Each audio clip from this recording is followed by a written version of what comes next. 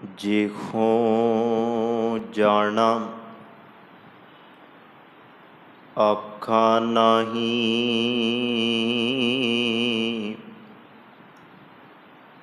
कहना कथन न जाई।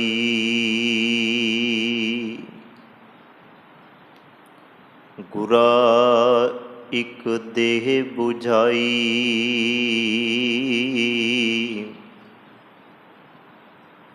सबना जियां का एक दाता। सो मैं विसर न जाई।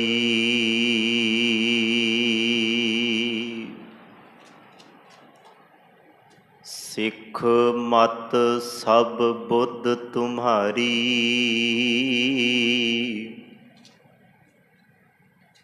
मंदिर छावा तेरे।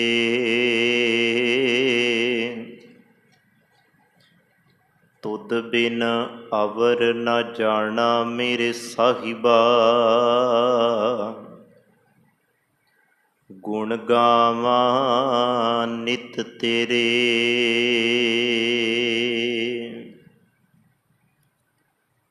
तुद बिन अवर न जाना मेरे साहिबा,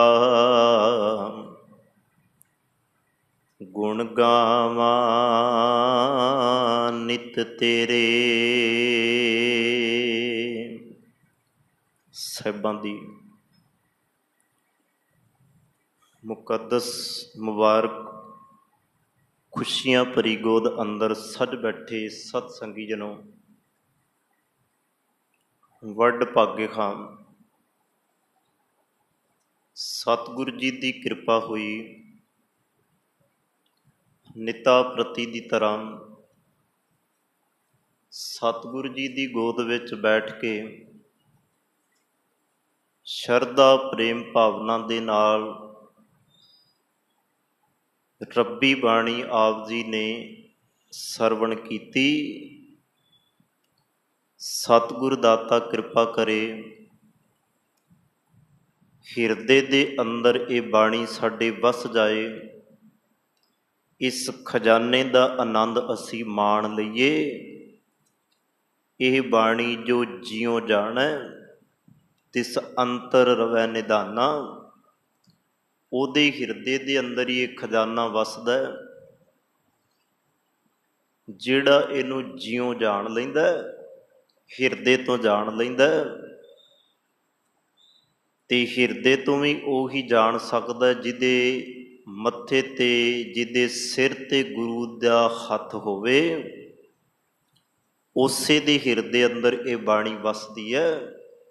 ਗੁਰੂ ਰਾਮਦਾਸ ਮਹਾਰਾਜ ਜੀ ਦਾ ਬਚਨ, ਮੇਰਾ ਹੀਰਾ ਰਤਨ ਨਾਮ ਹਰ ਬਸਿਆ, ਗੁਰ ਹਾਥ ਧਰਿਓ ਮੇਰਾ ਮਾਥਾ। ਗੁਰੂ ਦੀ ਕਿਰਪਾ ਤੋਂ ਬਿਨਾਂ ਨਹੀਂ, ਗੁਰੂ ਦੀ ਕਿਰਪਾ ਹੋਈ। ਆਓ ਸਤਿਗੁਰ ਕਿਰਪਾ ਕਰੇ, ਇਹਨਾਂ ਘੜੀਆਂ ਨੂੰ ਗੁਰੂ ਦੇ ਲੇਖੇ ਵਿੱਚ ਲਾਉਂਦਿਆਂ ਜੋ ਗੁਰ ਇਤਿਹਾਸ ਦੀ ਇੱਕ ਲੜੀ, ਨੌਵੇਂ ਪਾਤਸ਼ਾਹ ਮਾਤ ਨਾਨਕੀ ਦੇ ਫਰਜ਼ੰਦ ਗੁਰੂ ਹਰਗੋਬਿੰਦ ਪਾਤਸ਼ਾਹ ਦੇ ਪੁੱਤਰ, ਨੌਵੇਂ ਪਾਤਸ਼ਾਹ ਸਤਿਗੁਰੂ ਗੁਰੂ ਤੇਗ ਬਹਾਦਰ ਮਹਾਰਾਜ ਦਾ ਤਾਰ ਪਿਤਾ ਜੀ ਦੀ ਜੀਵਨ ਦੀ ਵਿਚਾਰ, ਗੁਰ ਇਤਿਹਾਸ ਦੀ ਵਿਚਾਰ ਆਪ ਜੀ ਦੇ ਨਾਲ ਸਾਂਝੀ ਕਰ ਰਿਹਾ। ਚੌਥਾ ਪੜਾਅ ਅੱਜ ਤੁਹਾਡੇ ਨਾਲ ਸਾਂਝਾ ਕਰਨਾ। ਕੋਸ਼ਿਸ਼ ਕਰਾਂਗੇ ਇਸੇ ਪੜਾਅ ਦੇ ਵਿੱਚ ਆਪਾਂ ਸੰਖੇਪ ਜਿਹਾ ਸਤਿਗੁਰੂ ਜੀ ਦਾ ਜਿਹੜਾ ਇਤਿਹਾਸ ਹੈ ਉਹਨੂੰ ਵਿਚਾਰ ਲਈਏ। ਆਓ ਗੁਰੂ ਚਰਨਾਂ ਵਿੱਚ ਸੀਸ ਨਵਾਈਏ, ਪਿਆਰ ਸਤਿਕਾਰ ਅਤੇ ਅਦਬ ਦੇ ਨਾਲ ਦੋਵੇਂ ਹੱਥ ਜੋੜ ਇੱਕੇ ਵਾਰੀ ਕਹਿਣ ਤੇ ਰਸਨਾ ਨੂੰ ਪਵਿੱਤਰ ਕਰੋ। ਪਿਆਰ ਸਤਿਕਾਰ ਨਾਲ ਆਖੋ ਜੀ, ਵਾਹਿਗੁਰੂ ਜੀ ਕਾ ਖਾਲਸਾ, ਵਾਹਿਗੁਰੂ ਜੀ ਕੀ ਫਤਿਹ। ਪਿਛਲੇ ਦਿਨੀ ਸਤਿਗੁਰੂ ਗੁਰੂ ਤੇਗ ਬਹਾਦਰ ਮਹਾਰਾਜ ਜੀ ਦੇ ਜੀਵਨ ਦੀ ਵਿਚਾਰ ਕਰਦਿਆਂ ਆਪ ਜੀ ਦੇ ਨਾਲ ਕੱਲ ਇਹ ਗੱਲ ਸਾਂਝੀ ਕੀਤੀ ਸੀ, ਬਾਬਾ ਬਕਾਲਾ ਸਾਹਿਬ ਦੀ ਧਰਤੀ ਸਤਿਗੁਰੂ ਗੁਰੂ ਤੇਗ ਬਹਾਦਰ ਮਹਾਰਾਜ ਜੀ ਨੂੰ ਭਾਈ ਮੱਖਣ ਸ਼ਾਹ ਲੁਬਾਣੇ ਨੇ ਪ੍ਰਗਟ ਕੀਤਾ। ਪ੍ਰਗਟ ਹੀ ਨਹੀਂ ਕੀਤਾ, ਛੱਤ ਤੇ ਚੜ੍ਹ ਕੇ, ਕੋਠੇ ਤੇ ਚੜ੍ਹ ਕੇ ਆਵਾਜ਼ਾਂ ਮਾਰੀਆਂ, ਸਭ ਨੂੰ ਦੱਸ ਦਿੱਤਾ ਮੈਂ ਗੁਰੂ ਲੱਭ ਲਿਆ। ਗੁਰੂ ਲੱਭਣ ਦੀ ਉਹਦੇ ਅੰਦਰ ਕਿੰਨੀ ਕਮਾਲ ਦੀ ਸਮਰੱਥਾ ਹੋਏਗੀ। ਉਹਦੀ ਅੱਖ ਨੇ ਗੁਰਬਾਣੀ ਦੀ ਕਸਵੱਟੀ ਦੇ ਨਾਲ ਗੁਰੂ ਲੱਭਿਆ। ਤੇ ਮਾਫ ਕਰਨਾ, ਗੁਰਬਾਣੀ ਸਾਡੇ ਕੋਲ ਵੀ ਅੱਜ ਹੈ। ਗੁਰਬਾਣੀ ਪੜ੍ਹ ਕੇ ਵੀ ਅਸੀਂ ਗੁਰਬਾਣੀ ਨੂੰ ਗੁਰੂ ਮੰਨਣ ਤੋਂ ਇਨਕਾਰੀ ਹੋਏ ਬੈਠੇ ਹਾਂ। ਇਹ ਸਾਡੀ ਕਸਵੱਟੀ ਹੈ। ਭਾਈ ਮੱਖਣ ਸ਼ਾਹ ਲੁਬਾਣੇ ਨੇ ਆਪਣੀ ਉਸ ਗੁਰੂ ਦੀ ਕਿਰਪਾ ਵਾਲੀ ਅੱਖ ਦੇ ਨਾਲ ਗੁਰੂ ਤੇਗ ਬਹਾਦਰ ਮਹਾਰਾਜ ਜੀ ਨੂੰ ਲੱਭਿਆ। ਇੱਕ ਛੋਟੀ ਜੀ ਗੱਲ ਕਹਿ ਦਿਆਂ, ਫਿਰ ਅਗਾਂਹ ਤੁਰਦੇ ਹਾਂ। ਅਕਸਰ ਇੱਕ ਬੇਨਤੀ ਕਰਦਾ, ਵਿਚਾਰਾਂ ਕਰਦਿਆਂ, ਜੇ ਅੱਖ ਹੋਵੇ ਤੇ ਭਾਈ ਮੱਖਣ ਸ਼ਾਹ ਲੁਬਾਣੇ ਵਰਗੀ ਹੋਵੇ, ਜਿਹੜੀ ਵੇਖ ਕੇ ਗੁਰੂ ਨੂੰ ਪਹਿਚਾਣ ਲਏ ਕਿ ਵੀ ਇਹ ਸੱਚਾ ਪਾਤਸ਼ਾਹ ਹੈ। ਜਾਂ ਇੱਕ ਦਿਨ ਪਹਿਲਾਂ ਵੀ ਸਾਂਝੀ ਕੀਤੀ ਸੀ, ਭਾਈ ਵੀਰ ਸਿੰਘ ਦੀ ਗੱਲ ਅਕਸਰ ਮੈਨੂੰ ਬੜੀ ਯਾਦ ਆਉਂਦੀ ਹੈ। ਲਿਖਤਾਂ ਬੜੀਆਂ ਕਮਾਲ ਦੀਆਂ ਨੇ ਉਹਨਾਂ ਦੀਆਂ। ਉਹਨਾਂ ਨੇ ਵੀ ਅੱਖਾਂ ਦੀਆਂ ਗੱਲਾਂ ਕੀਤੀਆਂ। ਉਹ ਕਹਿਣ ਲੱਗੇ, ਹੇ ਸਤਿਗੁਰੂ ਕਿਰਪਾ ਕਰੀ, ਮੈਨੂੰ ਉਹ ਅੱਖ ਨਾ ਦੇਈ ਜਿਹੜੀ ਸੰਸਾਰ ਦੀ ਅੱਖ ਹੈ। ਸੰਸਾਰ ਦੀ ਅੱਖ ਸਿਰਫ ਸੰਸਾਰੀ ਝੂਠ ਨੂੰ ਵੇਖਦੀ ਹੈ, ਸੱਚ ਨੂੰ ਨਹੀਂ ਵੇਖਦੀ। ਸਮਰੱਥਾ ਨਹੀਂ ਹੈ ਸੰਸਾਰੀ ਅੱਖ ਵਿੱਚ ਕਿ ਵੀ ਸੱਚ ਨੂੰ ਵੇਖ ਸਕੇ। ਇੱਥੇ ਸਭ ਕੁਝ ਦਿਸਦਾ ਝੂਠ ਹੈ। ਫਿਰ ਕਿਹੜੀ ਅੱਖ ਦਾ ਜ਼ਿਕਰ ਕਰਦੇ ਆ ਭਾਈ ਵੀਰ ਸਿੰਘ? ਭਾਈ ਵੀਰ ਸਿੰਘ ਕਹਿੰਦੇ ਕਿ ਸਤਿਗੁਰੂ ਗੁਰੂ ਨਾਨਕ ਮਹਾਰਾਜ, ਮੈਨੂੰ ਅੱਖ ਉਹ ਦਈ ਜਿਹੜੀ ਤੂੰ ਰਾਏ ਬੁਲਾਰ ਨੂੰ ਦਿੱਤੀ। ਰਾਏ ਬੁਲਾਰ ਨੇ ਤੈਨੂੰ ਕੱਲਾ ਗੁਰੂ ਨਾਨਕ ਹੀ ਨਹੀਂ ਵੇਖਿਆ, ਸਰੀਰ ਹੀ ਨਹੀਂ ਵੇਖਿਆ, ਉਹਨੇ ਤੈਨੂੰ ਨਿਰੰਕਾਰ ਰੂਪ ਵੇਖਿਆ। ਜੇ ਤੂੰ ਮੈਨੂੰ ਅੱਖ ਦੇਣੀ ਆ ਤੇ ਬੇਬੇ ਨਾਨਕੀ ਵਰਗੀ ਦੇਈ। ਉਹਨੇ ਆਪਣੇ ਵੀਰ ਨੂੰ ਵੀਰ ਕਰਕੇ ਨਹੀਂ, ਉਹਨੇ ਆਪਣੇ ਵੀਰ ਨੂੰ ਰੱਬੀ ਜੋਤ ਪਰਮਾਤਮਾ ਅਕਾਲ ਪੁਰਖ ਜਾਣ ਕੇ ਮੰਨਿਆ। ਜੇ ਤੂੰ ਮੈਨੂੰ ਅੱਖ ਹੀ ਦੇਣੀ ਹੈ ਤੇ ਦੌਲਤਾ ਦਾਈ ਵਰਗੀ ਦਈ, ਜਿਹੜੀ ਬਾਹਰ ਆ ਕੇ ਆਖੇ, ਮਹਿਤਾ ਕਾਲੂ ਜੀ ਤੇਰਾ ਪੁੱਤਰ ਉਹ ਪੁੱਤਰ ਨਹੀਂ ਹੈ ਜੋ ਸੰਸਾਰ ਦੇ ਪੁੱਤਰ ਹੁੰਦੇ ਆ। ਤੇਰਾ ਪੁੱਤਰ ਨਿਰੰਕਾਰ ਰੂਪ ਹੈ, ਰੱਬ ਹੈ। ਇਹ ਰੱਬ ਰੂਪ ਹੈ। ਗੁਰੂ ਅੰਗਦ ਦੇਵ ਮਹਾਰਾਜ ਜੀ ਦਾ ਇੱਕ ਸਲੋਕ ਸਾਂਝਾ ਕਰਦੇ ਹਾਂ। ਗੁਰੂ ਅੰਗਦ ਦੇਵ ਮਹਾਰਾਜ ਜੀ ਕਹਿੰਦੇ, ਹੇ ਸਤਿਗੁਰੂ ਸੇ ਅਖੜੀਆਂ ਬਿਆਨਾ, ਜਿਨੀ ਡਸੰਦੋਂ ਮਾਂ ਪਿਰੀ, ਜਿਨ੍ਹਾਂ ਨੇ ਤੈਨੂੰ ਵੇਖਿਆ ਔਖਾਂ ਬਿਆਨ। ਤੇ ਇਹੀ ਅੱਖ ਲੈ ਕੇ ਭਾਈ ਮੱਖਣ ਸ਼ਾਹ ਲੁਬਾਣਾ ਗੁਰੂ ਤੇਗ ਬਹਾਦਰ ਮਹਾਰਾਜ ਜੀ ਦੀ ਪਹਿਚਾਣ ਕਰਦਾ। ਝੂਠੇ ਬੜੇ ਬੈਠੇ ਆ, ਝੂਠਿਆਂ ਦੇ ਵਿੱਚੋਂ ਸੱਚ ਨੂੰ ਉਜਾਗਰ ਕਰ ਦੇਣ ਵਾਲਾ ਉਹ ਅੱਖ ਭਾਈ ਮੱਖਣ ਸ਼ਾਹ ਲੁਬਾਣੇ ਦੀ ਹੈ। ਸੋ ਸਤਿਗੁਰ ਕਿਰਪਾ ਕਰੇ ਇਹੋ ਜਿਹੀ ਅੱਖ ਸਾਨੂੰ ਵੀ ਮਿਲ ਜਾਏ ਤੇ ਅੱਜ ਅਸੀਂ ਵੀ ਜਿਹੜੀ ਬਾਣੀ ਪੜ੍ਹਦੇ ਹਾਂ, ਬਾਣੀ ਪੜ੍ਹਦੇ ਹਾਂ ਕਿਤੇ ਸਾਡੀ ਅੱਖ ਇਹ ਸੱਚ ਕਹਿ ਦੇ, ਵਾਹ ਵਾਹ ਬਾਣੀ ਨਿਰੰਕਾਰ ਹੈ। ਮੈਂ ਤੇ ਬੈਠਾ ਹੀ ਨਿਰੰਕਾਰ ਦੇ ਕੋਲ ਹਾਂ। ਮੈਂ ਤੇ ਗੱਲਾਂ ਹੀ ਨਿਰੰਕਾਰ ਦੀਆਂ ਕਰਦਾ। ਮੈਂ ਤੇ ਗੱਲਾਂ ਹੀ ਨਿਰੰਕਾਰ ਦੀਆਂ ਸੁਣਦਾ। ਮੈਂ ਐਵੇਂ ਭੁਲੇਖੇ ਵਿੱਚ ਸਾਂ ਰੱਬ ਤੇ ਮੇਰੇ ਕੋਲ ਬੈਠਾ। ਰੱਬ ਤੇ ਮੇਰੇ ਕੋਲੋਂ ਦੂਰ ਹੀ ਨਹੀਂ ਹੈ। ਇੱਥੇ ਹੁਣ ਮਾਇਆ ਦੇ ਕਾਰਨ, ਚੜਾਵਿਆਂ ਦੇ ਕਾਰਨ ਰੌਲਾ ਪਿਆ ਤੇ ਧੰਨ ਗੁਰੂ ਤੇਗ ਬਹਾਦਰ ਮਹਾਰਾਜ ਜੀ ਤੇ ਗੋਲੀ ਚੱਲੀ। ਚਲੋ ਸਾਰਾ ਜਿਹੜਾ ਵਾਕਿਆਤ ਮੈਂ ਆਪ ਜੀ ਦੇ ਨਾਲ ਸਾਂਝਾ ਕਰ ਦਿੱਤਾ।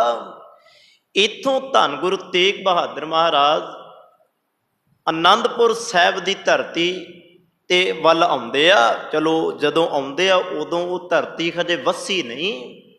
ਹੁਣ ਸਤਿਗੁਰ ਜਦੋਂ ਉਸ ਧਰਤੀ ਵੱਲ ਆਉਂਦੇ ਆ, ਰਾਹਾਂ ਵਿੱਚ ਪ੍ਰਚਾਰ ਕਰਦੇ, ਗੁਰਬਾਣੀ ਦੇ ਪ੍ਰਵਾਹ ਚਲਾਉਂਦੇ, ਸੰਗਤਾਂ ਨੂੰ ਤਾਰਨ ਹਾਰੇ ਕਲਯੁਗ ਦੇ ਉਹ ਨਾਮ ਜਹਾਜ਼ ਗੁਰੂ ਤੇਗ ਬਹਾਦਰ ਮਹਾਰਾਜ ਉਸ ਧਰਤੀ ਤੇ ਪਹੁੰਚਦੇ ਆ ਜਿਸ ਧਰਤੀ ਨੂੰ ਹੁਣ ਉਹ ਵਸਾਉਣ ਲੱਗੇ ਆ। ਇੱਥੋਂ ਦੇ 22 ਧਾਰ ਦੇ ਰਾਜੇ, ਇਹ ਉਹ ਰਾਜੇ ਨੇ ਜਿਨ੍ਹਾਂ ਨੂੰ ਕਦੇ ਗੁਰੂ ਹਰਗੋਬਿੰਦ ਪਾਤਸ਼ਾਹ ਮੀਰੀ ਪੀਰੀ ਦੇ ਮਾਲਕ ਨੇ ਆਗਰੇ ਗਵਾਲੀਅਰ ਦੇ ਕਿਲੇ ਵਿੱਚੋਂ 52 ਰਾਜੇ ਉਹਨਾਂ ਨੂੰ ਆਪਣੇ ਚੋਲੇ ਦੀਆਂ ਕਲੀਆਂ ਪਕੜਾ ਕੇ ਬਾਹਰ ਕੱਢਿਆ। ਉਹਨਾਂ ਦੇ ਵਿੱਚੋਂ 22 ਧਾਰ ਦੇ ਜਿਹੜੇ ਰਾਜੇ ਨੇ ਉਹਨਾਂ ਦੇ ਵਿੱਚ ਰਾਜਾ ਹੈ ਦੀਪ ਚੰਦ, ਤੇ ਦੀਪ ਚੰਦ ਦਾ ਅੱਗੋਂ ਪੁੱਤਰ ਹੈ ਭੀਮ ਚੰਦ।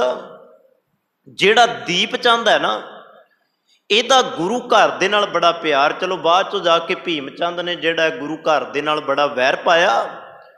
ਸਾਰੇ ਰਾਜੇ ਉਹਨੇ ਆਪਣੇ ਨਾਲ ਰਲਾ ਲਏ, ਸਭ ਦਾ ਗੁਰੂ ਘਰ ਦੇ ਨਾਲ ਵੈਰ ਪਵਾਤਾ। ਗੁਰੂ ਗੋਬਿੰਦ ਸਿੰਘ ਮਹਾਰਾਜ ਜੀ ਨੇ ਨਾਲ ਇਹਨਾਂ ਬਾਅਦ ਚੋਂ ਕੋਈ ਘੱਟ ਨਹੀਂ ਕੀਤੀ, ਉਹ ਸਾਡੇ ਸਾਹਮਣੇ ਹੈ। ਫਿਰ ਕਦੇ ਸਹੀ ਦੀਪ ਚੰਦ ਮਰਦਾ, ਉਹਦੀ ਰਾਣੀ ਚੰਪਾ, ਜਦੋਂ ਗੁਰੂ ਤੇਗ ਬਹਾਦਰ ਮਹਾਰਾਜ ਉਸ ਇਲਾਕੇ ਵਿੱਚ ਆਉਂਦੇ ਆ, ਰਾਣੀ ਚੰਪਾ ਗੁਰੂ ਤੇਗ ਬਹਾਦਰ ਮਹਾਰਾਜ ਜੀ ਦੇ ਚਰਨਾਂ 'ਚ ਹੱਥ ਜੋੜ ਕੇ ਖਲੋਂਦੀ ਹੈ, ਤੇ ਹੱਥ ਜੋੜ ਕੇ ਇੱਕ ਅਰਜ਼ੋਈ ਕਰਦੀ ਹੈ, ਇੱਕ ਬੇਨਤੀ ਕਰਦੀ ਹੈ, ਸੱਚੇ ਪਾਤਸ਼ਾਹ ਮੈਂ ਚਾਹੁੰਦੀ ਹਾਂ, ਇਹ ਪ੍ਰਜਾ ਚਾਹੁੰਦੀ ਹੈ, ਇਹ ਲੋਕ ਚਾਹੁੰਦੇ ਆ, ਤੁਸੀਂ ਇਸ ਧਰਤੀ ਤੇ ਟਿਕੋ, ਤੁਸੀਂ ਹਮੇਸ਼ਾ ਹੀ ਸਾਡੇ ਕੋਲ ਰਹੋ, ਤੁਸੀਂ ਸਾਡੀਆਂ ਅੱਖਾਂ ਤੋਂ ਓਹਲੇ ਨਾ ਹੋਵੋ। ਜਾਂ ਜੇ ਤੁਸੀਂ ਨਹੀਂ ਇੱਥੇ ਰਹਿਣਾ ਚਾਹੁੰਦੇ ਤੇ ਇੱਕ ਕੰਮ ਕਰੋ, ਜਿਵੇਂ ਗੁਰੂ ਨਾਨਕ ਪਾਤਸ਼ਾਹ ਨੇ ਕਰਤਾਰਪੁਰ ਸਾਹਿਬ ਦੀ ਧਰਤੀ ਵਸਾਈ, ਗੁਰੂ ਅੰਗਦ ਪਾਤਸ਼ਾਹ ਨੇ ਖਡੂਰ ਸਾਹਿਬ ਦੀ ਧਰਤੀ ਵਸਾਈ, ਗੁਰੂ ਅਮਰਦਾਸ ਪਾਤਸ਼ਾਹ ਨੇ ਗੋਇੰਦਵਾਲ ਸਾਹਿਬ ਦੀ ਧਰਤੀ ਵਸਾਈ, ਗੁਰੂ ਰਾਮਦਾਸ ਗੁਰੂ ਅਰਜਨ ਪਾਤਸ਼ਾਹ ਨੇ ਅੰਮ੍ਰਿਤਸਰ ਸਾਹਿਬ ਦੀ ਧਰਤੀ ਨੂੰ ਵਸਾਇਆ। ਤੁਸੀਂ ਕਿਰਪਾ ਕਰੋ ਇੱਥੇ ਇੱਕ ਨਗਰ ਵਸਾਓ, ਤਾਂ ਕਿ ਉਹ ਨਗਰ ਤੁਹਾਡੀ ਯਾਦ ਦੇ ਵਿੱਚ ਹੋਵੇ। ਜਦੋਂ ਵੀ ਕੋਈ ਇੱਥੇ ਆਵੇ ਤੁਹਾਡੇ ਚਰਨਾਂ ਦਾ ਭੋਰਾ ਬਣ ਜੇ ਤੇ ਤੁਹਾਡੇ ਨਾਲ ਜੁੜ ਜਾਏ। ਉਸ ਰਾਣੀ ਨੇ ਇਹ ਬੇਨਤੀ ਕੀਤੀ। ਚਲੋ ਗੁਰੂ ਤੇਗ ਬਹਾਦਰ ਮਹਾਰਾਜ ਜੀ ਨੇ ਉਹ ਧਰਤੀ ਪੈਸੇ ਦੇ ਕੇ ਖਰੀਦੀ। ਜਿਹੜੇ ਦਾਅਵੇਦਾਰ ਅੱਜ ਨੇ ਉਹ ਭਾਵੇਂ ਜੋ ਮਰਜ਼ੀ ਕਰਦੇ ਰਹਿਣ, ਪਰ ਉਹ ਧਰਤੀ ਗੁਰੂ ਤੇਗ ਬਹਾਦਰ ਮਹਾਰਾਜ ਜੀ ਨੇ ਆਪਣੇ ਪੈਸੇ ਜੋ ਸੰਗਤਾਂ ਦੇ, ਉਹਨਾਂ ਨੂੰ ਪੈਸਿਆਂ ਨੂੰ ਦੇ ਕੇ ਉਹ ਧਰਤੀ ਜਿਹੜੀ ਆ ਉਹ ਖਰੀਦੀ। ਤੇ ਉਸ ਧਰਤੀ ਦਾ ਜਿਹੜਾ ਪੁਰਾਣਾ ਨਾਮ ਉਸ ਧਰਤੀ ਦਾ ਰੱਖਿਆ ਮਾਖੋਵਾਲ ਦੀ ਧਰਤੀ, ਉਹਦਾ ਇਤਿਹਾਸ ਨਾਮ ਹੈ। ਇਤਿਹਾਸ ਦੇ ਅੰਦਰ ਜੋ ਪੁਰਾਣਾ ਨਾਮ ਬਾਅਦ ਚੋਂ ਜਾ ਕੇ ਜਿਹੜਾ ਉਹਦਾ ਨਾਮ ਸ਼੍ਰੀ ਅਨੰਦਪੁਰ ਸਾਹਿਬ ਦੀ ਧਰਤੀ ਪੈਂਦਾ। ਚਲੋ ਉਹ ਇੱਕ ਵੱਖਰਾ ਵਿਸ਼ਾ ਹੈ। ਸੋ ਉਹ ਧਰਤੀ ਨੂੰ ਗੁਰੂ ਤੇਗ ਬਹਾਦਰ ਮਹਾਰਾਜ ਨੇ ਵਸਾਇਆ। ਤੇ ਇੱਧਰ ਸਤਿਗੁਰੂ ਜੀ ਦਾ ਜਿਹੜਾ ਪਰਿਵਾਰ ਹੈ, ਉਹਨਾਂ ਨੇ ਜਿਹੜਾ ਪਰਿਵਾਰ ਉਹਨਾਂ ਦਾ ਪਟਨਾ ਸਾਹਿਬ ਦੀ ਧਰਤੀ ਤੇ ਚਲਾ ਜਾਂਦਾ ਹੈ। ਹੁਣ ਪਟਨਾ ਸਾਹਿਬ ਦੀ ਧਰਤੀ ਤੇ ਗਿਆ ਤੇ ਸਤਿਗੁਰੂ ਜੀ ਪ੍ਰਚਾਰ ਕਰਦੇ ਕਰਦੇ ਆਗਰੇ ਦੀ ਧਰਤੀ ਤੇ ਆ ਗਏ। ਉਧਰ ਆਨੰਦਪੁਰ ਸਾਹਿਬ ਦੀ ਧਰਤੀ ਵਸਾ ਦਿੱਤੀ, ਉੱਥੇ ਗੁਰੂ ਦਾ ਪ੍ਰਚਾਰ ਹੋਣ ਲੱਗ ਪਿਆ। ਆਲੇ ਦੁਆਲੇ ਦੇ ਪਿੰਡਾਂ ਵਿੱਚ ਪ੍ਰਚਾਰ ਹੋਣ ਲੱਗ ਗਿਆ, ਜਸ ਫੈਲ ਗਿਆ। ਤੇ ਸਤਿਗੁਰ ਪ੍ਰਚਾਰ ਕਰਦੇ ਕਰਦੇ ਆਗਰੇ ਦੀ ਧਰਤੀ ਤੇ ਆ ਗਏ। ਸਤਿਗੁਰ ਜੀ ਜਦੋਂ ਆਗਰੇ ਦੀ ਧਰਤੀ ਤੇ ਪ੍ਰਚਾਰ ਕਰਦੇ, ਉੱਥੋਂ ਦਾ ਇੱਕ ਵੱਖਰਾ ਇਤਿਹਾਸ ਹੈ। ਸਤਿਗੁਰ ਜੀ ਆਗਰੇ ਦੀ ਧਰਤੀ ਤੇ ਕਿਉਂ ਗਏ, ਉਹਦਾ ਬੜਾ ਵੱਡਾ ਕਾਰਨ ਸੀ। ਦੋ ਦੇਸ਼ਾਂ ਦੀ ਆਪਸੀ ਲੜਾਈ ਸੀ। ਉਸ ਆਪਸੀ ਲੜਾਈ ਨੂੰ ਸੁਲਝਾਉਣ ਦੇ ਲਈ ਗੁਰੂ ਤੇਗ ਬਹਾਦਰ ਮਹਾਰਾਜ ਉੱਥੇ ਜਾਂਦੇ ਆ। ਇੱਕ ਪਾਸੇ ਔਰੰਗਜ਼ੇਬ ਤੇ ਇੱਕ ਪਾਸੇ ਜਿਹੜੀਆਂ ਉਹ ਦੂਜੇ ਦੇਸ਼ ਦੀਆਂ ਫੌਜਾਂ, ਉਹਨਾਂ ਦਾ ਆਪਸੀ ਸਮਝੌਤਾ ਕਰਾਉਣ ਦੇ ਲਈ ਗੁਰੂ ਤੇਗ ਬਹਾਦਰ ਮਹਾਰਾਜ ਜਾਂਦੇ ਆ। ਤੇ ਇੱਥੇ ਮੈਂ ਇੱਕ ਗੱਲ ਹੋਰ ਕਹਿ ਦੇਣੀ ਚਾਹੁੰਦਾ, ਕਿੰਨਾ ਕਮਾਲ ਦਾ ਗੁਰੂ ਤੇਗ ਬਹਾਦਰ ਮਹਾਰਾਜ ਜੀ ਦਾ ਰਾਜਨੀਤਿਕ ਪੱਖ ਹੋਏਗਾ। ਆਪਾਂ ਤਾਂ ਸਿਰਫ ਗੁਰੂ ਨੂੰ ਧਰਮ ਦੀ ਦੁਨੀਆ ਦੇ ਅੰਦਰ ਵੰਡੀ ਬੈਠੇ ਆ, ਪਰ ਗੁਰੂ ਕਿੰਨੀ ਸਾਡੀ ਸੁਰਤ ਤੋਂ ਵੀ ਤਾਂ ਦੀਆਂ ਗੱਲਾਂ ਕਰਦਾ ਹੈ। ਉਹ ਧਰਮ ਦੀ ਦੁਨੀਆ ਦੇ ਅੰਦਰ ਹੀ ਨਹੀਂ, ਸੰਸਾਰ ਦੇ ਵੀ ਮਸਲਿਆਂ ਨੂੰ ਹੱਲ ਕਰ ਦਿੰਦਾ ਹੈ। ਦੋ ਦੇਸ਼ਾਂ ਦੀ ਲੜਾਈ ਤੇ ਦੋਹਾਂ ਦੇਸ਼ਾਂ ਦੀ ਲੜਾਈ ਨੂੰ ਗੁਰੂ ਤੇਗ ਬਹਾਦਰ ਮਹਾਰਾਜ ਜੀ ਪ੍ਰੇਮ ਦੇ ਵਿੱਚ ਬਦਲ ਦਿੰਦੇ ਆ। ਦੋਵਾਂ ਦੀ ਲੜਾਈ ਇਹ ਰਾਜਨੀਤਿਕ ਮਸਲਿਆਂ ਦੇ ਨਾਲ ਹੱਲ ਹੋ ਜਾਂਦੇ ਆ। ਇਸੇ ਧਰਤੀ ਤੇ ਹੀ ਗੁਰੂ ਤੇਗ ਬਹਾਦਰ ਮਹਾਰਾਜ ਜੀ ਨੂੰ ਪਤਾ ਲੱਗਦਾ ਹੈ ਤੁਹਾਡੇ ਘਰ ਇੱਕ ਪੁੱਤਰ ਦਾ ਪ੍ਰਕਾਸ਼ ਹੋਇਆ। ਕੋਈ ਚਿੱਠੀ ਲੈ ਕੇ ਆਉਂਦਾ ਗੁਰੂ ਘਰ ਦਾ ਸੇਵਕ, ਉਹ ਆ ਕੇ ਦੱਸਦਾ ਦਾਤਾ ਜੀ ਤੁਹਾਡੇ ਘਰ ਪੁੱਤਰ ਦਾ ਪ੍ਰਕਾਸ਼ ਹੋਇਆ। ਤੇ ਸਤਿਗੁਰੂ ਗੁਰੂ ਤੇਗ ਬਹਾਦਰ ਮਹਾਰਾਜ ਜਿਹੜਾ ਲੈ ਕੇ ਆਇਆ ਉਹਦੇ ਹੱਥ ਇੱਕ ਚਿੱਠੀ ਲਿਖਦੇ ਆ ਤੇ ਚਿੱਠੀ ਲਿਖ ਕੇ ਇਹ ਗੱਲ ਕਹਿੰਦੇ ਆ ਮੇਰੇ ਪੁੱਤਰ ਦਾ ਨਾਮ ਗੋਬਿੰਦ ਰਾਏ ਰੱਖਿਆ ਜਾਵੇ। ਸਤਿਗੁਰੂ ਜੀ ਦਾ ਨਾਮ ਗੁਰੂ ਗੋਬਿੰਦ ਸਿੰਘ ਮਹਾਰਾਜ ਜੀ ਦਾ ਉਸ ਵੇਲੇ ਨਾਮ ਗੋਬਿੰਦ ਰਾਏ ਰੱਖਿਆ ਗਿਆ। ਚਲੋ ਹੋਰ ਵੀ ਬੜਾ ਇਤਿਹਾਸਕ ਪੱਖ ਹੈ। ਉਸ ਤੋਂ ਬਾਅਦ ਆਨੰਦਪੁਰ ਸਾਹਿਬ ਦੀ ਧਰਤੀ ਦਾ ਇਤਿਹਾਸ ਮੈਂ ਤੁਹਾਡੇ ਨਾਲ ਸਾਂਝਾ ਕਰਨ ਲੱਗਾ। ਸਤਿਗੁਰੂ ਜੀ ਆਨੰਦਪੁਰ ਸਾਹਿਬ ਦੀ ਧਰਤੀ ਤੇ ਫਿਰ ਆਉਂਦੇ ਆ। ਆਨੰਦਪੁਰ ਸਾਹਿਬ ਦੀ ਧਰਤੀ ਤੇ ਸਤਿਗੁਰੂ ਜੀ ਦਾ ਪਰਿਵਾਰ ਵੀ ਆ ਜਾਂਦਾ ਹੈ। ਸਤਿਗੁਰੂ ਜੀ ਦਾ ਪਰਿਵਾਰ ਆ ਗਿਆ, ਮਾਤ ਗੁਜਰ ਕੌਰ ਜੀ ਆ ਗਏ, ਉਹਨਾਂ ਦੇ ਪੁੱਤਰ ਆ ਗਏ। ਉਹਨਾਂ ਸਤਿਗੁਰੂ ਗੁਰੂ ਗੋਬਿੰਦ ਸਿੰਘ ਮਹਾਰਾਜ ਜੀ ਦੇ ਮਾਮਾ ਕਿਰਪਾਲ ਚੰਦ ਜੀ ਉਹ ਵੀ ਨਾਲ ਆ ਗਏ। ਕਹਿ ਲਓ ਕਿ ਵੀ ਜਿਹੜੇ ਵੀ ਗੁਰੂ ਘਰ ਦੇ ਸੇਵਕ, ਗੁਰੂ ਨੂੰ ਪਿਆਰ ਕਰਨ ਵਾਲੇ ਪਰਿਵਾਰ ਦੇ ਵਿੱਚ ਰਹਿੰਦੇ ਸਨ, ਉਹ ਸਾਰੇ ਜੀ ਆਨੰਦਪੁਰ ਸਾਹਿਬ ਦੀ ਧਰਤੀ ਤੇ ਆ ਗਏ। ਫਿਰ ਇੱਥੇ ਬੇਨਤੀ ਧਿਆਨ ਨਾਲ ਸੁਣਿਓ। ਜਿਸ ਪਿਤਾ ਨੇ, ਵੇਖੋ ਮੈਂ ਬੇਨਤੀ ਕਰਾਂ, ਕਿਸੇ ਦੇ ਘਰ ਬੱਚਾ ਹੋਵੇ ਨਾ, ਧੀ ਹੋਵੇ, ਪੁੱਤਰ ਹੋਵੇ ਤੇ ਬੰਦਾ ਦੂਰੋਂ ਭੱਜਿਆ ਤੁਰਿਆ ਜਾਂਦਾ ਮੇਰੇ ਘਰ ਅੱਜ ਖੁਸ਼ੀਆਂ ਆਈਆਂ। 30 ਸਾਲ ਬਾਅਦ ਜਿਹਦੇ ਘਰ ਵਿੱਚ ਖੁਸ਼ੀਆਂ ਆਈਆਂ ਹੋਣ, ਉਹ ਆਪਣੇ ਪੁੱਤਰ ਨੂੰ ਮਿਲਣ ਨਹੀਂ ਜਾਂਦਾ, ਉਹ ਸੰਸਾਰ ਦੇ ਮਸਲੇ ਪਿਆ ਹੱਲ ਕਰਦਾ ਹੈ। ਤੇ ਅੱਜ ਜਦੋਂ ਉਹ ਆਨੰਦਪੁਰ ਸਾਹਿਬ ਦੀ ਧਰਤੀ ਤੇ ਆਇਆ ਤੇ ਇਤਿਹਾਸ ਕਹਿੰਦਾ 3.5 ਸਾਲ ਜਾਂ 3 ਸਾਲ ਉਹ ਆਪਣੇ ਪੁੱਤਰ ਦੇ ਨਾਲ ਰਿਹਾ ਹੈ, ਬਹੁਤਾ ਸਮਾਂ ਨਹੀਂ। ਤੇ 3 ਸਾਲ ਬਾਅਦ ਉਸੇ ਧਰਤੀ ਤੇ ਦਰਬਾਰ ਲੱਗਾ, ਉਸੇ ਧਰਤੀ ਤੇ ਚੱਲਦੇ ਦਰਬਾਰ ਦੇ ਅੰਦਰ ਕਸ਼ਮੀਰ ਤੋਂ ਕੁਝ ਪੰਡਤ ਆ ਜਾਂਦੇ ਆ। ਇੱਥੇ ਫਿਰ ਥੋੜਾ ਜਿਹਾ ਰੁਕਾਂ।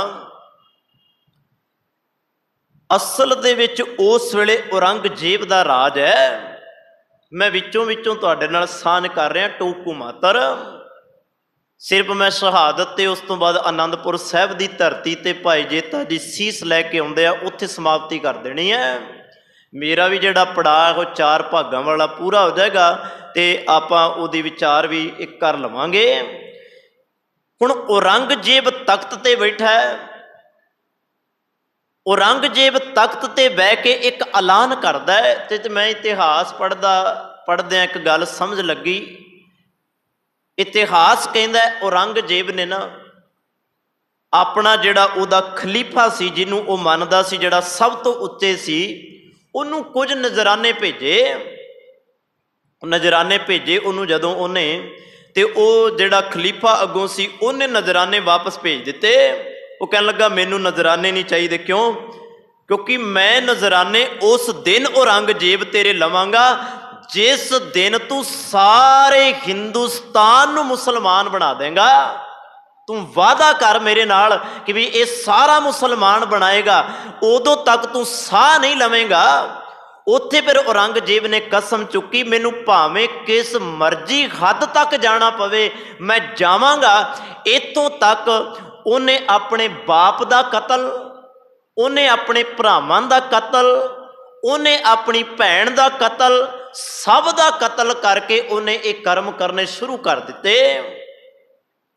ਹੁਣ ਉਹ ਨਹੀਂ ਸੀ ਚਾਹੁੰਦਾ ਕਿਸੇ ਦੇ ਸਿਰ ਦੇ ਉੱਤੇ ਟੋਪੀ ਹੋਵੇ, ਉਹ ਨਹੀਂ ਸੀ ਚਾਹੁੰਦਾ ਕਿਸੇ ਦੇ ਸਿਰ ਤੇ ਬੋਦੀ ਹੋਵੇ, ਉਹ ਨਹੀਂ ਸੀ ਚਾਹੁੰਦਾ ਕਿਸੇ ਦੇ ਗਲ ਵਿੱਚ ਜੰਜੂ ਹੋਵੇ, ਉਹ ਨਹੀਂ ਸੀ ਚਾਹੁੰਦਾ ਇਹ ਧੋਤੀਆਂ ਪਾਉਣ। ਉਹ ਚਾਹੁੰਦਾ ਸੀ ਨਹੀਂ ਇਹ ਸਾਰੇ ਨਮਾਜ਼ੀ ਹੋਣ।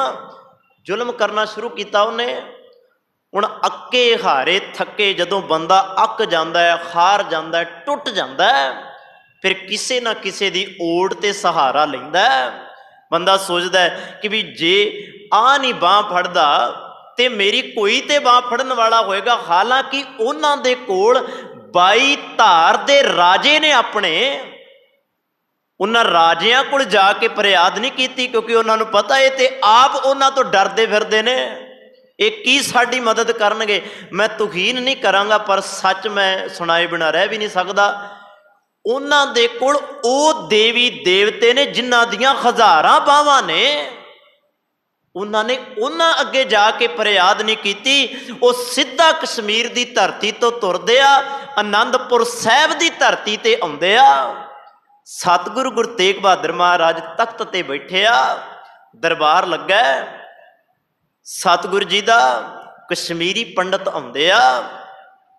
ਸਤਿਗੁਰੂ ਗੁਰੂ ਤੇਗ ਬਹਾਦਰ ਮਹਾਰਾਜ ਦੇ ਚਰਨਾਂ ਤੋਂ ਹੱਥ ਜੋੜ ਕੇ ਨਤਮਸਤਕ ਹੁੰਦੇ ਆ, ਸਿਜਦਾ ਕਰਦੇ ਆ, ਤੇ ਇੱਕ ਅੱਖਾਂ ਦੇ ਵਿੱਚ ਵਿਰਾਗ, ਹਿਰਦੇ ਦਾ ਵਿਰਾਗ ਫੁੱਟਦਾ ਤੇ ਅਰਜ਼ੋਈ ਕਰਦੇ ਆ, ਦਾਤਿਆ ਸਾਡੀ ਕੋਈ ਬਾਂਹ ਫੜਨ ਵਾਲਾ ਨਹੀਂ, ਜੇਕਰ ਕੋਈ ਬਾਂਹ ਪਕੜਨ ਵਾਲਾ ਹੈ ਤੇ ਉਹ ਧੰਨ ਗੁਰੂ ਨਾਨਕ ਪਾਤਸ਼ਾਹ ਦਾ ਦਰ ਹੈ, ਇਹਦੇ ਦਰ ਤੋਂ ਬਿਨਾਂ ਕੋਈ ਖੈਰ ਪਾਉਣ ਵਾਲਾ ਨਹੀਂ। ਤੂੰ ਕਿਰਪਾ ਕਰ, ਸਾਡੀ ਝੋਲੀ ਵਿੱਚ ਖੈਰ ਪਾ, ਸਾਡੇ ਧਰਮ ਨੂੰ ਅੱਜ ਬੜਾ ਵੱਡਾ ਖਤਰਾ ਬਣਿਆ, ਇਸ ਧਰਮ ਨੂੰ ਜੇ ਬਚਾ ਸਕਦਾ ਤੇ ਤੂੰ ਹੀ ਬਚਾ ਸਕਦਾ, ਦੂਜਾ ਕੋਈ ਨਹੀਂ ਬਚਾ ਸਕਦਾ। ਚਲੋ ਇੱਕ ਗੱਲ ਆਪਾਂ ਪ੍ਰਚਲਿਤ ਕਰ ਦਿੱਤੀ ਧੰਨ ਗੁਰੂ ਗੋਬਿੰਦ ਸਿੰਘ ਮਹਾਰਾਜ ਜੀ ਦੇ ਸੰਬੰਧ ਵਿੱਚ, ਕਿ ਵੀ ਗੋਬਿੰਦ ਰਾਏ ਜੀ ਉਸ ਵੇਲੇ ਚਲੋ 9 ਸਾਲ ਦੀ ਉਮਰ ਸੀ। ਇਤਿਹਾਸ ਕਹਿੰਦਾ ਕਿ ਵੀ ਸਤਿਗੁਰੂ ਖੇਡਦੇ ਖੇਡਦੇ ਬਾਹਰ ਆਏ। ਮੈਂ ਕਹਿੰਦਾ ਇੰਨੇ ਅਵੇਸਲੇ ਨਹੀਂ ਹੋ ਸਕਦੇ। ਚਲੋ ਹੌਲੀ ਹੌਲੀ ਤੱਤ ਤੁਹਾਡੇ ਸਾਹਮਣੇ ਆ ਜਾਣਗੇ। ਜਿਹੜਾ ਗੁਰੂ ਜਿਹਨੂੰ ਆਪਾਂ ਕਹਿੰਦੇ ਆ ਕਿ ਵੀ ਖੇਡਦਾ ਖੇਡਦਾ ਆ ਗਿਆ, ਜਦੋਂ ਉਹ ਪਟਨਾ ਸਾਹਿਬ ਦੀ ਧਰਤੀ ਤੇ ਖੇਡਦਾ, ਉਹਦੀਆਂ ਉੱਥੇ ਖੇਡਾਂ ਅਵੱਲੀਆਂ ਨੇ, ਇੱਥੇ ਕਿਵੇਂ ਉਹ ਇਸ ਤਰ੍ਹਾਂ ਹੋ ਸਕਦਾ ਕਿ ਵੀ ਉਹ ਭਰੇ ਦਰਬਾਰ ਵਿੱਚ ਨਾ ਹੋਵੇ ਤੇ ਬਾਹਰੋਂ ਆਉਂਦਾ ਹੋਵੇ।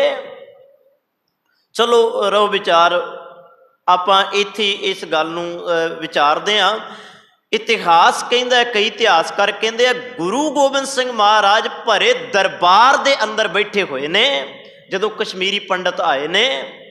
ਜਦੋਂ ਕਸ਼ਮੀਰੀ ਪੰਡਤ ਆਏ, ਸਤਿਗੁਰੂ ਜੀ ਨੇ ਵੀ ਸੁਣਿਆ, ਗੁਰੂ ਤੇਗ ਬਹਾਦਰ ਮਹਾਰਾਜ ਨੇ ਤੇ ਗੋਬਿੰਦ ਰਾਏ ਗੁਰੂ ਗੋਬਿੰਦ ਸਿੰਘ ਮਹਾਰਾਜ ਜੀ ਵੀ ਸੁਣ ਰਹੇ ਨੇ, ਤੇ ਇਸ਼ਾਰਾ ਹੋਇਆ ਗੁਰੂ ਤੇਗ ਬਹਾਦਰ ਮਹਾਰਾਜ ਜੀ ਦਾ ਆਪਣੇ ਪੁੱਤਰ ਵੱਲ, ਪੁੱਤਰ ਤੂੰ ਦੱਸ ਕਿਵੇਂ ਕਰੀਏ। 9 ਸਾਲ ਦੀ ਉਮਰ ਦੇ ਵਿੱਚ ਇੰਨੀ ਵੱਡੀ ਗੱਲ ਆਪਣੇ ਪਿਤਾ ਨੂੰ ਗੁਰੂ ਗੋਬਿੰਦ ਸਿੰਘ ਮਹਾਰਾਜ ਕਹਿ ਰਹੇ ਨੇ, ਉਹ ਬੜੀ ਕਮਾਲ ਦੀ ਗੱਲ ਇਤਿਹਾਸ ਨੇ ਸੰਭਾਲੀ। ਚਲੋ ਇੱਕ ਇਤਿਹਾਸ ਦਾ ਆਪਣਾ ਨਜ਼ਰੀਆ ਹੈ, ਆਪਾਂ ਉਸ ਨੂੰ ਕਿਸ ਤਰ੍ਹਾਂ ਵੇਖਦੇ ਹਾਂ। ਇਤਿਹਾਸ ਨੇ ਬੜੀ ਕਮਾਲ ਦੀ ਗੱਲ ਕੀਤੀ ਹੈ। ਕਹਿਣ ਲੱਗੇ, ਜਦੋਂ ਗੁਰੂ ਤੇਗ ਬਹਾਦਰ ਮਹਾਰਾਜ ਜੀ ਨੇ ਇਸ਼ਾਰਾ ਆਪਣੇ ਪੁੱਤਰ ਵੱਲ ਕੀਤਾ ਤੇ ਗੋਬਿੰਦ ਰਾਏ ਜੀ ਇੱਕ ਗੱਲ ਕਹਿੰਦੇ ਆ, ਬਾਪੂ ਤੂੰ ਇੱਕ ਆਨੰਦਪੁਰ ਸਾਹਿਬ ਦੀ ਧਰਤੀ ਵਸਾਈ ਹੈ, ਤੂੰ ਇੱਕ ਆਨੰਦਪੁਰ ਸਾਹਿਬ ਦੀ ਧਰਤੀ ਵਸਾਈ ਹੈ, ਇੱਕ ਕਿਰਪਾ ਕਰ ਇਹਨਾਂ ਦਾ ਘਰ ਘਰ ਆਨੰਦਪੁਰ ਬਣਾ ਦੇ, ਇਹਨਾਂ ਦੇ ਘਰ ਉਜੜਨ ਤੋਂ ਬਚਾ ਲੈ, ਇਹਨਾਂ ਦਾ ਘਰ ਨਾ ਉਜੜ ਜੇ, ਇਹ ਸੁਖੀ ਹੋ ਸਕਣ, ਇਹ ਹੱਸਦੇ ਰਹਿਣ, ਖੇਡਦੇ ਰਹਿਣ। ਕੋਈ ਗੱਲ ਨਹੀਂ, ਮੇਰਾ ਬਾਪੂ ਸ਼ਹੀਦ ਹੋ ਜਾਏਗਾ, ਕੋਈ ਗੱਲ ਨਹੀਂ। ਇੱਥੇ ਫਿਰ ਗੁਰੂ ਤੇਗ ਬਹਾਦਰ ਮਹਾਰਾਜ ਸਤਿਗੁਰੂ ਜੀ ਹੁਕਮ ਕਰਦੇ ਆ, ਉਹਨਾਂ ਕਸ਼ਮੀਰੀ ਪੰਡਤਾਂ ਨੂੰ ਕਹਿੰਦੇ ਆ, ਜਾਓ ਔਰੰਗਜ਼ੇਬ ਨੂੰ ਜਾ ਕੇ ਇੱਕ ਗੱਲ ਕਹਿ ਦਿਓ, ਦਰਖਤ ਦਾ ਕੱਲਾ ਕੱਲਾ ਪੱਤਾ ਲਾਏਗਾ ਨਾ, ਦਰਖਤ ਨੇ ਜਿਹੜਾ ਹੈ ਸੁੱਕਣਾ ਨਹੀਂ, ਫਿਰ ਪੱਤੇ ਜਿੰਨੇ ਲਾਏਗਾ ਦੁਬਾਰਾ ਖਰੇ ਖੁੰਦੇ ਜਾਣਗੇ।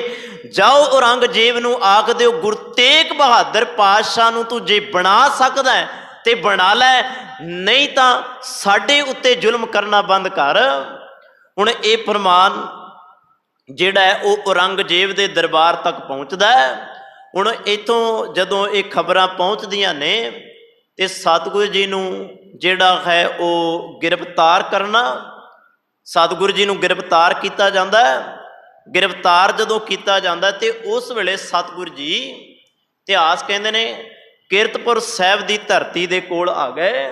ਉਹਨਾਂ ਦੇ ਨਾਲ ਭਾਈ ਸਤੀ ਦਾਸ, ਭਾਈ ਮਤੀ ਦਾਸ, ਭਾਈ ਦਿਆਲਾ ਜੀ, ਭਾਈ ਜੇਠਾ ਜੀ ਤੇ ਹੋਰ ਭਾਈ ਜੇਤਾ ਜੀ, ਇਹ 5 ਸਿੱਖ ਜਿਹੜੇ ਨੇ ਧੰਨ ਗੁਰੂ ਤੇਗ ਬਹਾਦਰ ਮਹਾਰਾਜ ਜੀ ਦੇ ਨਾਲ ਨੇ।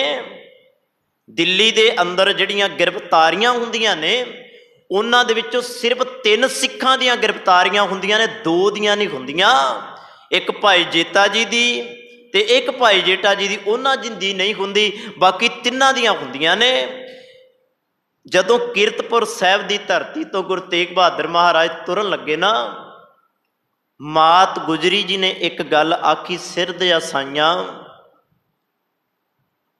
ਇਹ ਕਿਹੋ ਜਿਹਾ ਇਨਸਾਫ ਹੈ ਜਿਹੜਾ ਤੁਸੀਂ ਸਾਡੇ ਨਾਲ ਕਰ ਚੱਲੇ ਹੋ। 9 ਸਾਲ ਦਾ ਪੁੱਤਰ ਹੈ ਤੇ ਮੈਂ ਤੁਹਾਡੇ ਸਾਹਮਣੇ ਖਲੋਤੀਆਂ, ਸਾਡੇ ਲਈ ਕੀ ਹੁਕਮ ਹੈ, ਸਾਡੇ ਤੇ ਕੀ ਬਖਸ਼ਿਸ਼ ਕਰਕੇ ਚੱਲੇ ਹੋ, ਤੂੰ ਆਪ ਤੇ ਤੁਰ ਚੱਲਿਆ, ਸਾਨੂੰ ਕੀ ਦੇ ਕੇ ਚੱਲਿਆ। ਗੁਰੂ ਤੇਗ ਬਹਾਦਰ ਮਹਾਰਾਜ ਨੇ ਉੱਥੇ ਇੱਕ ਗੱਲ ਆਖੀ ਮਾਤ ਗੁਜਰੀ ਜੀ ਨੂੰ, ਕਹਿਣ ਲੱਗੇ ਇੱਕ ਗੱਲ ਚੇਤੇ ਰੱਖੀ, ਮੈਂ ਇੱਕ ਸਿਰ ਦੇ ਕੇ, ਇੱਕ ਸੀਸ ਦੇ ਕੇ ਗੁਜਰੀ, ਤੇਰੇ ਲਈ ਰਾਹ ਜਿਹੜਾ ਹੈ ਉਹ ਪੱਧਰਾ ਕਰ ਚੱਲਿਆ। ਜਿਸ ਦਿਨ ਤੂੰ ਇਸ ਰਾਹ ਤੇ ਆਉਣਾ, ਉਸ ਦਿਨ ਤੇਰੇ ਹੱਥ ਵਿੱਚ ਬੜੇ ਸੀਸ ਹੋਣੇ ਆ। ਅੱਜ ਤੂੰ ਇੱਕ ਪਤੀ ਦੇ ਸ਼ਹੀਦੀ ਦਾ ਰੁਤਬਾ ਤੇਰੇ ਨਾਲ ਜੁੜਨਾ ਹੈ, ਕੱਲ ਨੂੰ ਤੇਰੇ ਪੋਤਰਿਆਂ ਦਾ ਸ਼ਹੀਦਾਂ ਦਾ ਰੁਤਬਾ ਵੀ ਤੇਰੇ ਨਾਲ ਜੁੜਨਾ। ਤੂੰ ਬੜਾ ਕੁਝ ਵੇਖਣਾ, ਬੜਾ ਕੁਝ ਤੇਰੀ ਝੋਲੀ ਵਿੱਚ ਪੈਣਾ ਹੈ। ਬਸ ਇੱਕ ਗੱਲ ਚੇਤੇ ਰੱਖੀ, ਮੈਂ ਆਵਾਂਗਾ ਪਰ ਮੈਂ ਆਪ ਨਹੀਂ ਆਵਾਂਗਾ, ਮੇਰਾ ਸੀਸ ਆਏਗਾ, ਤੂੰ ਆਪਣੀ ਝੋਲੀ ਵਿੱਚ ਪਵਾ ਲਈ। ਹੁਣ ਉੱਥੇ ਮਾਤ ਨੇ ਇੱਕ ਗੱਲ ਆਖੀ ਕਿ ਵੀ ਮੈਂ ਤਾਂ ਇਹ ਪੇਪਰ ਕਦੀ ਦਿੱਤਾ ਨਹੀਂ, ਇੰਨਾ ਔਖਾ ਪੇਪਰ ਮੈਂ ਕਿਵੇਂ ਦਿਆਂਗੀ। ਉੱਥੇ ਗੁਰੂ ਤੇਗ ਬਹਾਦਰ ਮਹਾਰਾਜ ਕਹਿੰਦੇ ਆ, ਜਿਸ ਦਿਨ ਮੇਰਾ ਸੀਸ ਆਏਗਾ ਨਾ, ਤੂੰ ਉਸ ਵੇਲੇ ਚੇਤੇ ਰੱਖੀ, ਤੂੰ ਯਾਦ ਕਰੀ ਗੁਰੂ ਅਰਜਨ ਪਾਤਸ਼ਾਹ ਨੂੰ ਤੱਤੀ ਤਵੀ ਤੇ ਬਹਿ ਕੇ ਨਹੀਂ ਉਹ ਡੋਲਿਆ, ਤੇ ਜਿਸ ਦਿਨ ਮੇਰਾ ਸੀਸ ਤੇਰੀ ਤਲੀ ਤੇ ਹੋਵੇ, ਤੂੰ ਡੋਲੀ ਨਾ, ਅਸੀਂ ਸਮਝ ਲਾਂਗੇ ਤੇਰਾ ਹਿਰਦਾ ਜਿਹੜਾ ਅਡੋਲ ਹੋ ਗਿਆ। ਤੂੰ ਬਾਕੀ ਸ਼ਹਾਦਤਾਂ ਵੀ ਵੇਖ ਜਾਏਂਗੀ ਪਰ ਤੇਰਾ ਹਿਰਦਾ ਨਹੀਂ ਡੋਲੇਗਾ। ਸਤਿਗੁਰੂ ਗੁਰੂ ਤੇਗ ਬਹਾਦਰ ਮਹਾਰਾਜ ਦਿੱਲੀ ਦੀ ਧਰਤੀ ਤੇ ਆਏ। ਦਿੱਲੀ ਦੀ ਧਰਤੀ ਤੇ ਇਤਿਹਾਸ ਕਹਿੰਦਾ ਸਤਿਗੁਰੂ ਜੀ ਨੂੰ ਇੱਕ ਪਿੰਜਰੇ ਦੇ ਵਿੱਚ ਬੰਦ ਕੀਤਾ ਗਿਆ, ਤੇ ਪਿੰਜਰੇ ਦੇ ਵਿੱਚ ਜਿਹੜਾ ਨਾ ਚੰਗੀ ਤਰ੍ਹਾਂ ਖਲੋਤਾ ਜਾਂਦਾ ਹੈ, ਨਾ ਹੀ ਚੰਗੀ ਤਰ੍ਹਾਂ ਬੈਠਾ ਜਾਂਦਾ। ਇਸ ਹਿਸਾਬ ਦੇ ਨਾਲ ਉਹ ਪਿੰਜਰਾ ਬਣਾਇਆ। 2-3 ਦਿਨ ਇਤਿਹਾਸ ਕਹਿੰਦਾ ਹੈ ਕਿ ਵੀ ਤਸੀਹੇ ਦਿੰਦਿਆਂ ਨੂੰ ਲੰਘ ਗਿਆ। ਕਦੀ ਕੁਝ ਮਨਵਾਉਂਦੇ ਆ, ਕਦੀ ਕੁਝ ਕਹਿੰਦੇ ਆ, ਕਦੀ ਕੁਝ ਕਰਨ ਦੇ ਲਈ ਕਹਿੰਦੇ ਆ। ਇਸ ਤਰ੍ਹਾਂ ਕਰਦਿਆਂ ਕਰਦਿਆਂ ਕੁਝ ਦਿਨ ਬੀਤ ਗਏ। ਅਖੀਰ ਉਹ ਦਿਨ ਆਇਆ ਜਿਸ ਦਿਨ ਸਤਿਗੁਰੂ ਜੀ ਨੂੰ ਚਾਂਦਨੀ ਚੌਂਕ ਦੇ ਅੰਦਰ ਲੈ ਕੇ ਆਂਦਾ ਗਿਆ। ਚਾਂਦਨੀ ਚੌਂਕ ਵਿੱਚ ਲਿਆਂਦਾ। ਅੱਜ ਵੀ ਉਹ ਜਿਹੜਾ ਇਤਿਹਾਸਕ ਥਾਂ ਸਾਡੇ ਸਾਹਮਣੇ ਹੈ, ਜਿੱਥੇ ਭਾਈ ਮਤੀ ਦਾਸ, ਭਾਈ ਸਤੀ ਦਾਸ ਤੇ ਭਾਈ ਦਿਆਲਾ ਜੀ।